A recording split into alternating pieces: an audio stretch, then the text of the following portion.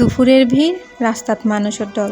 হঠাৎ আকাশতুন বজ্রপাতের মতো অজ্ঞ শব্দ মুহূর্তেই থমকি যাইগুই চারপাশ। মেট্রো রেলর ফিলারতুন পড়ে যাইগু বিশাল এক লোহার বস্তু, আর তারই নিচে প্রাণ হারায় এক পথচারী আবুল কালাম আজাদ। আহত হয় আরও 2 জন। এই ঘটনাগান ঘটে অক্টোবরের 26 তারিখ ডাহা মেট্রো রেলর 433 নম্বর ফিলারর নিচে। যে বস্তুও পড়ে যায় ইয়েন একখান বিয়ারিং প্যাড, প্রায় 150 কেজি ওজনের রাবার ও স্টিলের সংমিশ্রণ, যা মেট্রো রেলর কাঠামো ও পিয়ারর ভারসাম্য ধরে রাখে। ঘটনার ফরফরই বন্ধ করে দেওয়া হয় পুরো রুটের ট্রেন চলাচল। তবে 23 ঘন্টা পর অর্থাৎ অক্টোবরের 27 তারিখ বেলা 11টা তুন পুনরায় ট্রেন চলাচল শুরু হয়।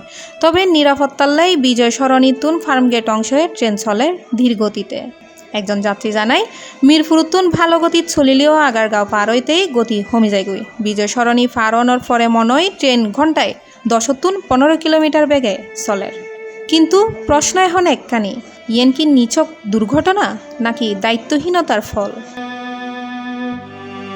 বিশেষজ্ঞ হলে ইয়েন হন ভাগ্যর খেলানো, বরং রক্ষণাবেক্ষণ ও তদারকির ঘাটতি, নিরাপত্তা সংস্কৃতির চরম অভাব। কারণ 2 বছরও একই এলাকাত একখান উপাদান পড়ে গিয়েছিল, যদিও এতে হনিকেই হতাহত নয়।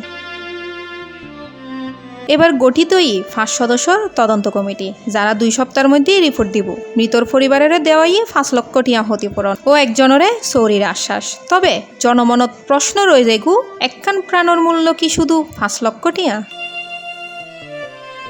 মেট্রো রেল কেবল এক আধুনিক যানবাহন ইয়েন শহরবাসীর নিরাপদ চলাচলের প্রতিশ্রুতিও বটে। কিন্তু ওই প্রতিশ্রুতি আজিয়ে ভাঙ্গি ফজি একখান বিয়ারিং প্যাডর ফোয়ারে। এখন সময় একখানি বার্তা দিবে, উন্নয়নক নিরাপত্তা সচেতন, দায়িত্ববোধক স্থিতিশীল। কারণ উন্নয়নেরতেই সফল যেতেই মানুষের জীবন রক্ষা করে। C+ TV, Chittagong.